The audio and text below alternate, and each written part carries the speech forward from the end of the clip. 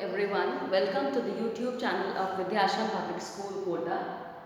Today I'm going to start with class 8 history chapter 6, that is education and British rule. India में Britishers के time पर जिस तरह से उन्होंने एजुकेशन सिस्टम इंट्रोड्यूस किया था, why they have introduced this education system, modern system in India, Indians का उसमें क्या कंट्रीब्यूशन था, दूसरे जो सोशल ग्रुप्स हैं उनका क्या स्ट्रेस था, उनका क्या कंट्रीब्यूशन था, या वो क्यों चाहते थे ये सब चेंजेस को करना। तो इसके बारे में हम पढ़ेंगे। तो सबसे पहले हमें देखना है इंट्रोडक्शन। बेसिकली जब ब्रिटिशर्स इंडिया में आए तो वो ट्रेड करने के लिए आए थे, लेकिन जब यहाँ पर वो व्यापार करते करते यहाँ पे एस्टेब्लिश हो गए, जब उनको लगा कि India could be a profitable market for them, India could survive, could serve as a lot of profit making area in future, जहाँ पर वो अच्छे से रूल कर सकते हैं, अच्छा खासा गेन कर सकते हैं, तो वो यहीं पर ही जमना चाहते थे। और इसीलिए उनको लगा कि यहाँ पर हमें एस्टेब्लिश होना है तो हमें पॉलिटिकल कंट्रोल अपने हाथ में लेना पड़ेगा, और उस पॉलिटिकल कंट्रोल को अपने हाथ में लेना है तो हमें यहाँ का जो एजुकेशन सिस्टम है इंडिया का, उसमें चेंजेस करने पड़ेंगे। क्योंकि अगर आपको लोगों पे कंट्रोल करना है तो सबसे पहले आपको उनके दिमाग पे कंट्रोल करना पड़ेगा। अगर आप उनके दिमाग से खेलना सीख गए तो आप उनको इशारों पे नचा सकते हो, और फिर अपना काम भी तो बनवा सकते हो, काम आपका ईजी हो जाएगा। आपका एडमिनिस्ट्रेटिव वर्क है, दूसरा वर्क, सारे काम आपके काफ़ी ईजी हो जाएंगे, आप उनको अपने पूरे रंग में ढाल सकते हो। तो इसीलिए ब्रिटिशर्स इंडिया में इंग्लिश एजुकेशन सिस्टम को लेकर आए। The English east India company and it's officers encountered the traditional system of education which when they came to India in the 18th century. Initially the company only counted on the consolidation of their political hold over Indian territories and did not interfere in the existing system of education. तो सबसे पहले व्यापार के थे, कोई फर्क नहीं पड़ता, पॉलिटिकल पावर धीरे धीरे हाथ में लेते, तब भी उन्होंने इतना स्ट्रेस नहीं करा। लेकिन जब उनको लगा कि पूरे कंट्री पे रूल करना है, घुमाना है, तो फिर समझ में आया कि कैसे इसको लेना है, तो यानी पॉलिटिकल एजुकेशन सिस्टम में हमें बदलाव करने पड़ेंगे। तो यहाँ पर ब्रिटिश एडमिनिस्ट्रेटर्स के साथ में बहुत सारे सोशल ग्रुप भी थे जो चाहते थे कि इंडिया का जो एजुकेशन सिस्टम है इसमें बदलाव किए जाए। अब वो ग्रुप्स कौन कौन से मैं आपको क्लियर करती हूँ। पहले तो आपको ये समझना है कि ब्रिटिश एडमिनिस्ट्रेशन क्या चाहता था। मैंने आपको बता ही दिया कि वो पॉलिटिकल होल्ड पूरी तरह से चाहता था, इसलिए एजुकेशन सिस्टम चेंज करना चाहता था। उसके बाद एजुकेशन सिस्टम को चेंज करने के लिए क्या क्या स्टेप्स लिए गए थे, तो उसमें चार्टर एक्ट ऑफ 1813 बनाया गया था, उसके अकॉर्डिंग क्या क्या मेजर्स लिए गए। उसी के बाद दो ग्रुप अराउज हुए थे, जो एंग्लिसिस्ट और ओरिएंटलिस्ट है, जो कि मॉडर्न एजुकेशन सिस्टम पे स्ट्रेस करते हैं। यही बेसिकली वो ग्रुप थे जिनकी वजह से सारा सिस्टम चेंज हुआ। फिर वुड्स डिस्पैच के बारे में पढ़ेंगे, और इस इंग्लिश एजुकेशन के क्या ड्रॉबैक है उसके बारे में पढ़ेंगे। इस इंग्लिश एजुकेशन में contribution of English Indian leaders का क्या कॉन्ट्रीब्यूशन था, ग्रोथ ऑफ साइंस, ये कैसे हुआ, फिर इंडियन पास्ट, इसको रीडिस्कवर कैसे किया गया, and growth of national education, और नेशनल एजुकेशन की क्या ग्रोथ थी। तो अब मैं आपको क्लियर करती हूँ कि यहाँ पर कौन कौन से सोशल ग्रुप्स थे जो स्ट्रेस कर रहे थे इंडियन सिस्टम को, एजुकेशन सिस्टम को चेंज करने के लिए। सबसे पहला ग्रुप था आपका क्रिश्चियन मिशनरीज वाला।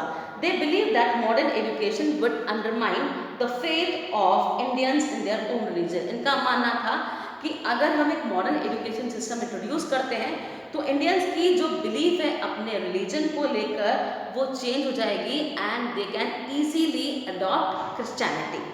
दूसरा, द इंडिजिनस सोशल रिफॉर्मर्स, हमारे खुद के जो सोशल रिफॉर्मर्स थे जैसे राजा राम मोहन रॉय, इनका मानना था कि अगर एजुकेशन सिस्टम चेंज होता है तो हम इजीली सोशल एविल्स जो हमारे जैसे सती प्रथा है, विडोरिया मैरिज, इनको चेंज कर सकते हैं।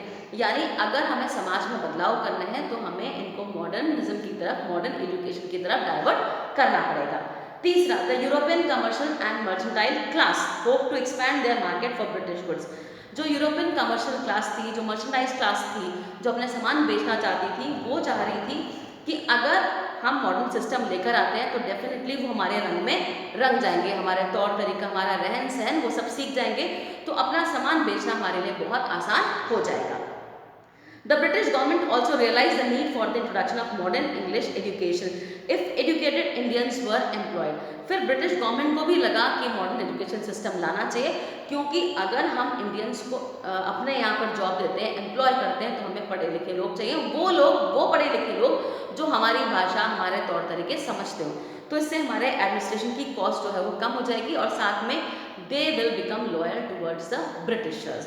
तो इसीलिए ये अराइज हुई सारे कि इन ग्रुप्स के ज़रिए, इन लोगों के ज़रिए चेंज किया जा सकता है। Modern education through glorification of the British administration would make the people of India reconcile to the British rule. हम उनको इस तरह से पढ़ाएंगे, अपने आप को ग्लोरीफाई करेंगे, ब्रिटिश रूल के बारे में समझाएंगे, तो वो डेफिनेटली हमारी तरफ अट्रैक्ट हो जाएंगे और हमारे साथ अच्छे से वर्क करेंगे। Regular supply of qualified Indians to help in administration of law in the courts were required, क्योंकि लॉ चाहे सिविल सर्विसेज हो, गवर्नमेंट सर्विसेज हो, कोर्ट सर्विसेज हो, क्रिमिनल, कहीं भी हमें इस तरह के एजुकेशन वाले लोग चाहिए थे। तो ये अलग अलग ग्रुप्स थे जो कि इसके लिए स्ट्रेस कर रहे थे। फिर steps towards modern education. Modern education के लिए क्या क्या स्टेप्स ली गई? सबसे पहले हम्बल बिगिनिंग कहाँ से हुई थी? चार्टर एक्ट ऑफ 1813 से, which incorporated the principle of encouraging learned Indians. यहाँ पर जो प्रिंसिपल डाला गया था कि हम जो पढ़े लिखे समझदार इंडियंस हैं उनको हमें अपने साथ में मिलाना है, and promoting the study of modern science, और फिर मॉडर्न साइंस की जो स्टडी है उसको इंडियंस की तरफ डाइवर्ट उन तक पहुंचाना है। द एक्ट डायरेक्टेड, इस एक्ट के according East India Company to set aside, कि ईस्ट इंडिया कंपनी को अब हर साल 1 लाख या उससे ज़्यादा अमाउंट जो है वो इंडियन एजुकेशन पर्पज़ के लिए रखना था।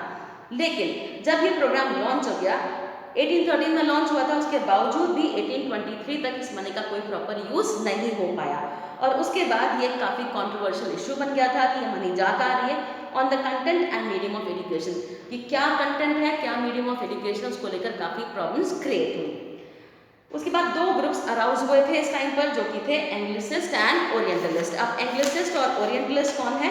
2 डिफरेंट ग्रुप्स ऑफ स्कॉलर्स। ये 2 विद्वानों के अलग अलग ग्रुप थे जो कि system of education, different system of education in India, उसको एडवोकेट करते थे, उस पर स्ट्रेस कर रहे थे। अब उसके बाद है Anglicist. This group led by Lord Macaulay. इस ग्रुप के जो लीडर थे वो थे लॉर्ड मैकॉले।